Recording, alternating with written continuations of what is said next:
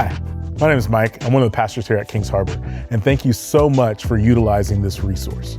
Our hope for you in anything that we provide is that you would expect transformation, that we could demonstrate love towards you because of the love of God demonstrated to us, that you would have the faith stirred in you to deal with obstacles and to see opportunities, and that ultimately that the kingdom of God would be revealed in every area of your life. And so our hope with this resource is that the Lord would speak to you powerfully.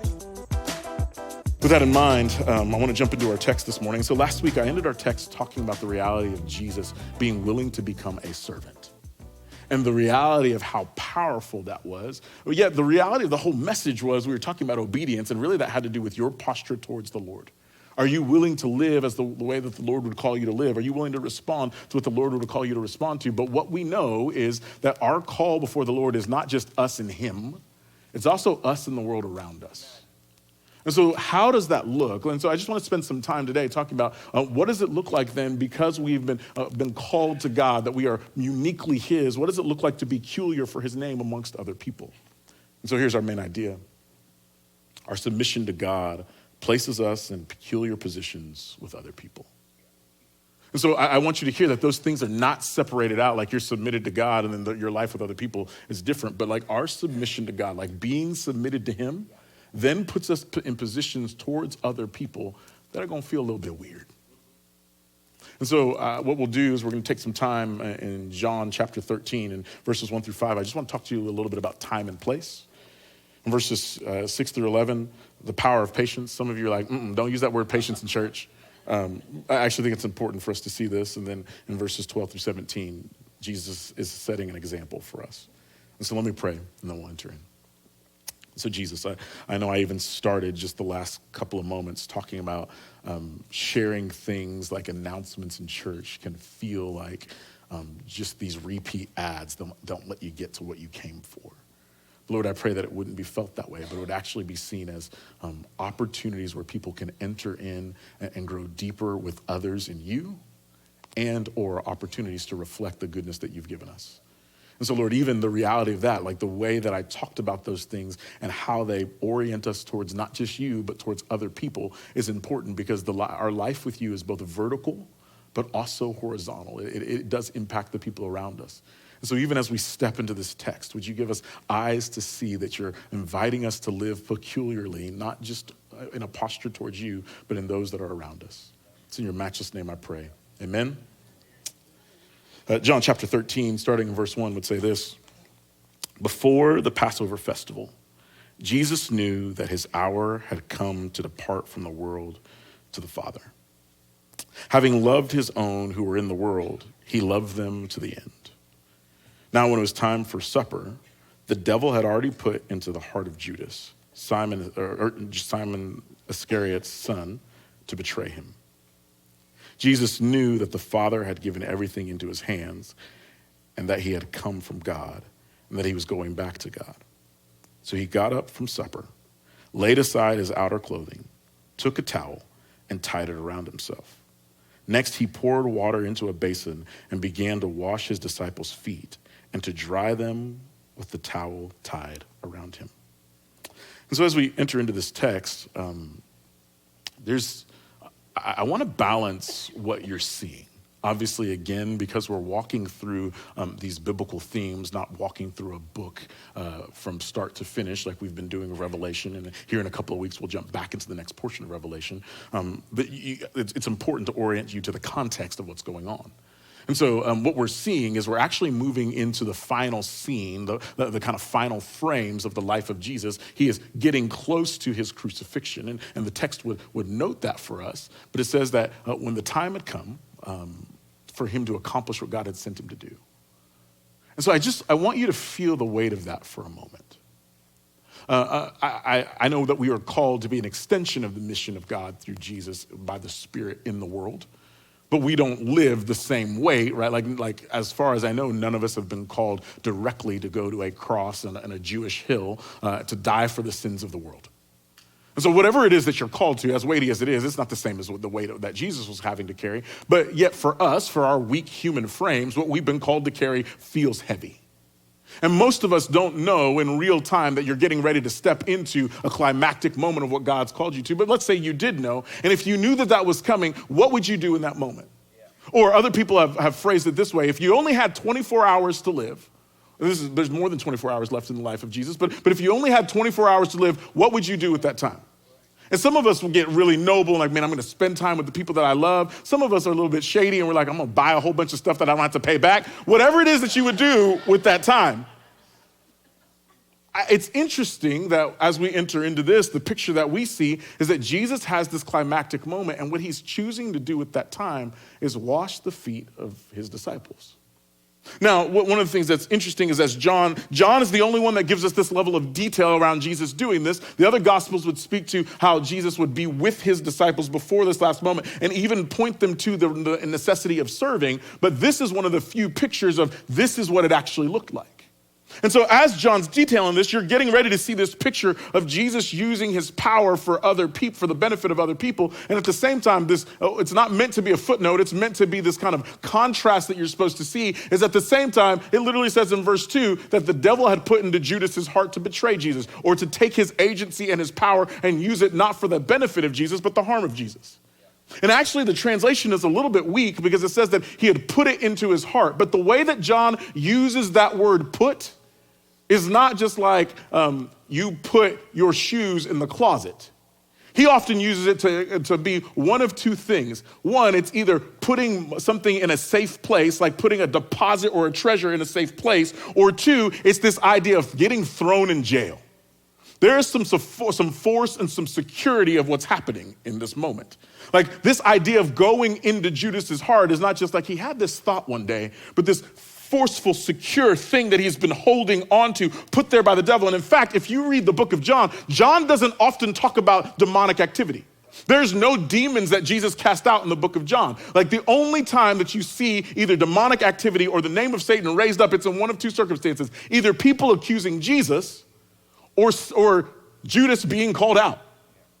And so what John seems to be understanding is that in this moment, what's happening in Judas's heart has been this forceful move, not just this little bit of temptation, but this strong act of the enemy on his soul to get him to betray Jesus, to get him to act in a particular way. And John's like, with as much force as is happening in the heart of Judas, at the same time, here's what's happening in the heart of Jesus. That in this moment that is full of weight and climax and importance, that he slows down, and with the time that he has left, he decides that he is going to wash his disciples' feet.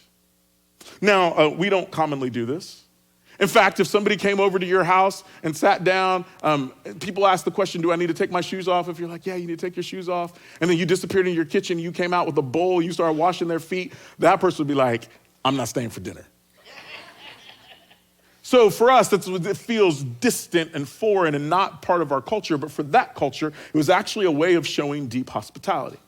If you were to read, even in the Old Testament, there are multiple instances in the book of Genesis. There's an instance in the book of Judges. There's an instance in 1 Samuel 25 of people who are long travelers from far away who happen to be strangers, that when they show up at somebody's house, there's three things that are offered. Hey, you can lodge here, you can eat here, and before you get fully settled in, why don't you take off your shoes and let me wash your feet? Even in some of the worst circumstances, one of the instances in Genesis is the story that starts off the story of Sodom and Gomorrah. One of the instances in the book of Judges ends up being a judgment for the people because of the way that they were treating the person that was there. Like, these are grotesque, awful instances, but even in that, these people felt this mandate of hospitality towards the people that had arrived on their doorstep. It was this idea that you are making space for the stranger and taking care of their need. And so this idea of foot washing wasn't just like, hey man, I don't need you to get your grubby feet on my carpet. It was this idea of, you belong here and I want to show that to you by having someone take care of your needs. The other part of it wasn't just like anybody did it, but it was usually the lowest servant in the house that often was not a Jew. So the person who was the lowest, most insignificant person in the house, that they would often enter in, and it would be their job, especially if they weren't of the people of God, to wash the feet of whoever the guest was. And so you can feel the mounting contrast and tension that John is trying to build.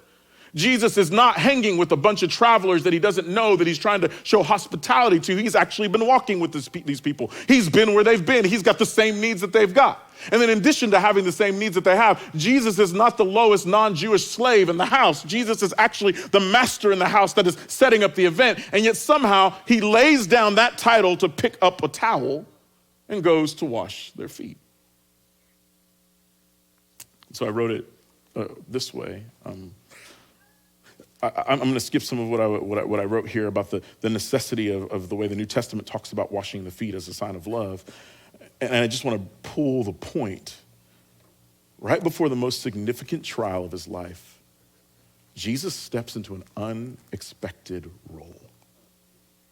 Like, of all the things that he could be doing, to get down on his knees and to take on the servant's towel and begin to wash the feet of these disciples, like, I just didn't have that on my bingo card. And yet, Jesus chooses to do this. And so as we enter into the text and we start in verse 6, the response of Peter in particular is actually kind of reasonable. Here's what it would say. He came to Simon Peter, who asked him, "Lord, are you going to wash my feet?" Jesus answered him, "What I'm doing you don't realize now, but afterward you will understand." "You will never wash my feet," Peter said. Jesus replied, "If I don't wash you, you have no part with me." Simon Peter said to him, "Lord, not only my feet, but also my hands and my head." "One who is bathed," Jesus told him, "doesn't need to wash anything except his feet, but he is completely clean. You are clean, but not all of you." I wonder who he's talking about. For he knew who would betray him. That is why he said, "Not all of you are clean." So I think a lot of times we have the arrogance of having more of the scriptures than, not just more of the scriptures than the disciples had, but the reality that we're not living it in real time. In real time, if your cultural custom was that the lowest non-Jewish slave of the house would come in and wash your feet, and all of a sudden your teacher, the person that you believe to be the Messiah, the king who is going to make the world right, in the middle of the meal, gets up, takes off his outer garment, grabs a towel, cinches it in, gets down and starts washing your feet. And I don't know in what order Peter was getting his feet washed. I don't know if he was first or in the middle or last. It doesn't really matter. The reality is, like, this is not customary, and it would be shocking. And so the questions that he's asking are actually very relevant questions. Like, hey, what are you doing right now? Like, you can't wash my feet. Like, this is beneath you. Like you shouldn't be doing this. In fact, one of the things that I've learned this week is that oftentimes it was the job of the students of a rabbi to take care of the needs of the rabbi. So it would have made sense if one of them had said, "Hey, Jesus, we need to wash your feet." But for him to be washing their feet feels like it would turn everything upside down on its head. And Jesus says to him, like, if I don't do this, you don't have a part of me. And so then Peter's like, well, man, don't stop at my feet. Wash my hands and my head also. And that's just kind of a poetic way of saying, you should wash my entire body. And then the text says that Jesus was like, man, you ruined it. And he got up and walked out. No, it doesn't say that. But most of us would respond that way. How many times have you been doing something for somebody and they don't seem appreciative, and then when you try and explain to them why they should be appreciative, then they try and take advantage of it, and it gets on your nerves and be like, well, I don't even want to do this anymore. And Jesus' response to that is not, man, you don't get it, I'm done with this. His response to it is, I hear what you're getting at, but I recognize that you don't understand. I'm not doing this as some ceremonial way to make you clean. You've walked with me. I've already made you clean, but this is a continuance of that same grace for you, where this thing, your feet in particular, this lowly part of you that's not clean, I'm entering in and continuing to work on you. This is actually the story of salvation. You don't just keep getting saved over and over and over again. Jesus rescues you from your sin, but at the same time, you keep coming back to the foot of the cross because your feet get dirty. Over and over again, he keeps coming back. And the $10 word for this is sanctification, but it's this idea that Jesus is maturing you and making you more of what you ought to be. And so he's saying to Peter, hey, I've cleaned you. I've made you mine. And because you're mine, now you belong here. Just like the Old Testament custom to prove that somebody that was an outsider belongs, you belong. And that's why I'm actually washing your feet. And then at the same time, he would say, and there's one of you that is not mine. There's one of you that does not belong. There's one of you that isn't faithful, and I'm washing his feet also.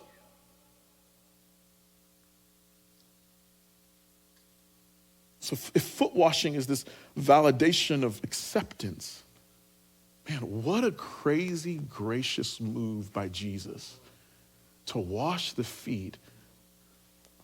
Peter's the one that said it out loud, but I think it was probably true of all of them, of disciples who didn't even understand the depth of what he was doing for them. He tells them, he's like, you don't understand right now, but you're going to realize it later. So I said it this way. Jesus' patience in response to our lack of understanding is as powerful as the foot washing itself. Like, I want you to grab the posture of Jesus, because let's just go ahead and skip to the spoiler at the end. We are called to do what Jesus does. And if the call is to serve others, you can serve other people and have a bad attitude. I have a mentor, and the language of towels over titles comes from him. I can hear him saying that in the back of my head with his Arkansas drawl. But he would also talk about that anytime somebody does something, whatever it is that you've been called to do, you need to do that thing with passion. And so if you are called to be the fry cook at McDonald's, you make them fries with passion. If you're called to be the person in the neighborhood that cuts down the trees because that's the job that the city gave you, man, you cut them trees like you're like crafting the Mona Lisa, right? Like you do that thing with passion. And the reason that that's such a poignant point is because every one of us has lived in some space or time where we've gone to somebody who has a job of serving somebody and they don't like their job. And so you go to the front counter and you try to order food at Chick-fil-A. Well, let me not use Chick-fil-A because they're going to say my pleasure to you. And I'm trying to get some stock in Chick-fil-A and get free fries. Let's go to Chipotle. I feel safe. And Chipotle, and you are like, you're ordering, like this is completely fictitious. This has never happened to me before, but let's say you go to Chipotle and they're like, what would you like? I would like chicken. Can I get double chicken? And they give you 2 half scoops, which equals only 1 scoop. And then when you're like, I actually asked for double, they're like, "Bah!" And they pick 3 of them out and drop it on there. I mean, if you don't like your job, maybe this is the only option that you have, and I want to be sensitive to that, but if this is the grace that the Lord's giving you to do this right now, do it with passion. Because if you're not willing to do it with the right patience and passion and affect, you will be stuck picking out 3 pieces of chicken for the rest of your career. Some of us, we've been stuck in our jobs, not able to do more, not because we're not gifted, not because we don't have the knowledge, but because our attitude stinks. And so being people that aren't willing to do more, being people that aren't willing to enter in and serve, some of you are like, I need you to get out of my neighborhood. But the beauty of what Jesus does is his patience with Peter is as powerful as the fact that he would wash his feet himself. Like if Jesus was grumbling and slapping around the base and he was like, golly, you got bunions on your feet, right? Like nobody would ever preach this text. But there's something beautiful about Peter doesn't get it. I assume all the disciples don't get it. Judas doesn't deserve it, and yet Jesus enters in and does this as if it's the most important thing in the world when he's getting ready to do the most important thing in the world. His posture is as powerful as the thing that he actually does. And then verse 12 would say this: when Jesus had washed their feet and put on his outer clothing, he reclined again and said to them, do you know what I have done for you? You call me teacher and Lord, and you are speaking rightly, since that is what I am. So if I, your Lord and teacher, have washed your feet, you also ought to wash one another's feet. For I have given you an example that you also should do just as I have done for you. Truly, I tell you, a servant is not greater than his master, and a messenger is not greater than the one who sent him. If you know these things, you are blessed if you do them. Like Jesus sits back and he looks at them and he says, hey, you see what I just did? I didn't just do it because it's a moment that I want you to enter into a particular action. I'm doing it because I'm inviting you to live in a particular way. Like if you look at me and you say I'm Lord, and the way that Lord is being used there seems to be more of a like kind of natural, you have leadership over me way. And that I'm your teacher, that I'm informing the way that you understand God, that if you watch me do this, it's not just so you can be spectators, but it's so you can take on this example and do it also. And then he would go even farther and he'd be like, if you are not greater than me whom you've called your master, if you are as messengers of what I'm teaching you, not greater than me because you're taking what I have said and teaching it to others. If you understand this, if you know this, he would say, you're blessed if you do this.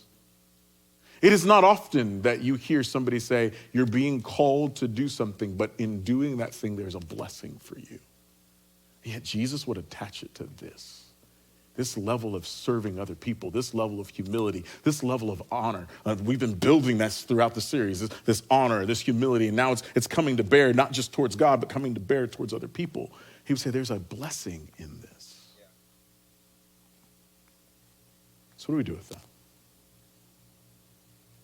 I said it before, our main idea is that our submission to God places us in peculiar positions with other people.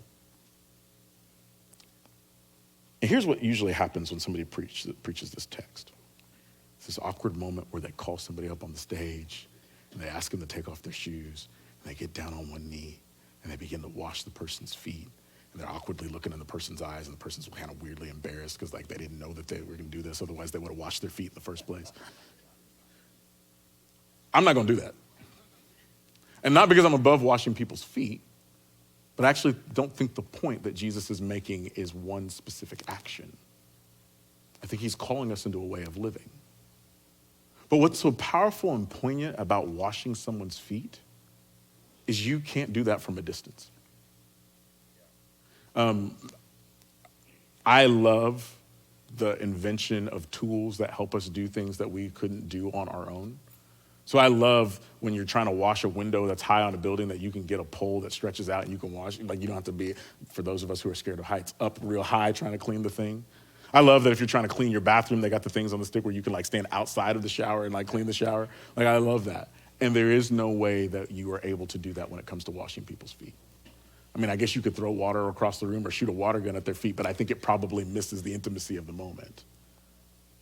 And I think that's important because when we think about what we're being called to, the posture and place that we're called to is this up front, up close intimacy in the way that we serve. So I wrote it this way.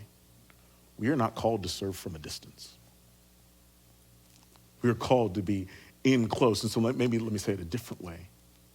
The places that you inhabit and that you have the most proximity to are places that you are called to serve. You are called to serve in your household. You are called to serve at your job. You are called to serve in your places of recreation. You are called to serve in the places that Jesus put your feet, which is why he would say, as you go, you operate in this particular way. It's why the book of Acts would say that he has set the boundaries of your dwelling and the time and place that he set you, that in the place that he's put your feet, that you're called to do that. We cannot serve from a distance. It is this up close, intimate activity, just like washing feet. Here's the second thing. Oftentimes pastors preach things like this. It's like, and that's why we want to give you some opportunities to volunteer in children's ministry. Which, if you want to volunteer in children's ministry, come see me. We'll get you hooked up. I am not preaching this because we're in the middle of a volunteer drive. I am not preaching this because we've got this epic need and if people don't jump in and serve. And in fact, we were praying as a staff and I'm like, Lord, I pray that people elevate this above jumping into some kind of specific action and translate it into the way that you're calling us to live. And so I wrote it this way, the moments and frustrations that feel unworthy of our attention may be the very place the Spirit of God is whispering for you to pick up the towel. Like, there are things that you are experiencing right now that get on your ever-loving nerves. Don't say anybody's name. And maybe that's whom the Lord is calling you to serve.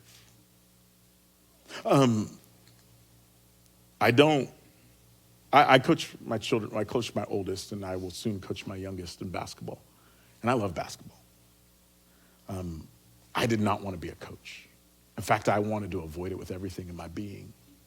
But the first season that my oldest played, I just sat with practice after practice, game after game, not thinking I could do this better. I mean, kind of. But feeling, hey, if I'm not honest, I ain't doing you no good. But feeling this deep angst of, I actually don't even care if these kids are good at basketball. I just want them to be loved. And so we were having a birthday party, and I'm standing in the living room with another dad, and we're having a conversation about our kids playing basketball. And he's like, and I am frustrated about it. Like, that's what we're expressing. He was like, man, why don't we coach together? And everything in my mind was like, I don't have time for that. I don't have patience for that. Like, I really like just kind of being dad, going to games and hoping things work out. But I also know this deep burden that the Lord's given me. And so everything in my mind was telling me no, but then somehow the word yes came out of my mouth. And I was like, who's the ventriloquist in the room saying stuff that I ain't trying to say? And it was this reality of I felt a burden somewhere, not to be annoyed by it, but this invitation by the Lord to pick up the towel and enter into it. There are things that are that way for you.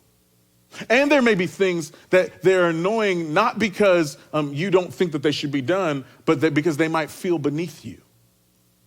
And so let me just say it this way, that if you are called to not serve from a distance, but the place that the Lord has set your feet, that there may be things that you see that you get the privilege to enter into, and you don't get to be arrogant and say that that's beneath me. So I don't care if you work 60 hours a week, get on the floor with your kids. That's not beneath you. I don't care how wealthy you might be, serving your neighbor is not beneath you. There is this call to enter in because the posture of what God has called us to, we get to do that to people around us, and we don't get to be arrogant about that. We get to enter into it. So don't just listen to me. Listen to the scriptures. Jesus is having a conversation in Luke chapter 22 with his disciples. It says, then a dispute also arose among them about who should be considered the greatest. But he said to them, the kings of the Gentiles lord it over them, and those who have authority over them have themselves called benefactors. It is not to be like that among you. On the contrary, whoever is the greatest among you should become like the youngest, whoever leads like one serving. For who is greater than the one at the table or the one serving? Isn't it the one at the table? But I am among you as the one who serves. If the Lord is calling us to be gospel-centered leaders in places, then the leader serves. I want to invite us to embody that. And I want to confess to you that it is not easy. Around Easter last year, we were getting ready to move, so Easter 2025, not Easter of this year. We were getting ready to move into our season of prayer leading up to Easter. And we were working through some prayer resources, and I was trying to figure out how I was going to contribute to some things. And so I was listening to an interview with some pastors talking about just prayer. And one of the pastors made the statement, he's like, the Spirit bids you to come and die. And I was like, oof. And it just kept ringing in my soul. The Spirit is bidding you to come and die. And then I'm like, do I need to go to a doctor? And the more I thought about that and began reading about it and leaning into it, like the more I realized that the Lord is asking me to enter into this hidden place of humility and lack of status and serving others. And so like I'm living in that. And then at the same time, like the Lord's doing this weird thing where like doors are opening up, and I'm being invited to teach in places that I didn't think I was gonna have the opportunity to teach. And like I got invited to begin writing a book. And so like I'm writing on leadership and like entering into all these various spaces that require me to like kind of tell people about it. And then at the same time require like the Lord's calling me to come and die. And so I'm living in this weird tension of, okay, Lord, you're opening doors that you're asking me to walk through that are very public, that give me attention that honestly my flesh really likes. And then at the same time, you're calling me to this deep level of humility that says, die to this, die to the acclaim, die to people knowing you in this way. And so I'm living in this really rough tension of, man, how do I be this? And then Jesus just says it perfectly. I'm not telling you not to lead. I'm not telling you not to enter into those places, but your posture, your heart, the way you enter into those places is taking the step down and being the servant. So let me say to you that if you're in these places of power and influence, that the Lord's not saying to you that you don't deserve to be in those places, but he's saying that now that I've given you that type of place, because we said it last week, you are stewarding the grace that he's given you. You don't own it. He's giving you this to use well. And if you are using it well, enter in with this posture of humility. Enter in with this desire to serve. Enter in with this heart to bend your gifts, your skills, your power, your influence for the benefit of other people. And so I'm in that season. I'm still in that season. Like there are times where I'll preach a message and I just want to go run and hide in my office. I don't want anybody to tell me that I did good because I don't think my ego can handle it. So I'm like, I did do good. And then I just hear the Spirit whisper, hey, go die. And my hope is that is not a moment for us as a people.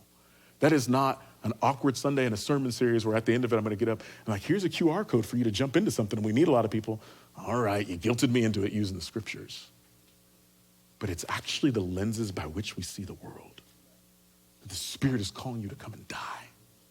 The Spirit is calling you to get down on the knee and take out the thing that decorates you as being important and grab the towel and serve someone else. And I'll just tell you, in the world that we live in, that is peculiar. Let's pray together.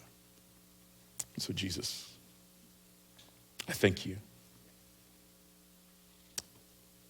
I thank you that you are patient with our misunderstanding.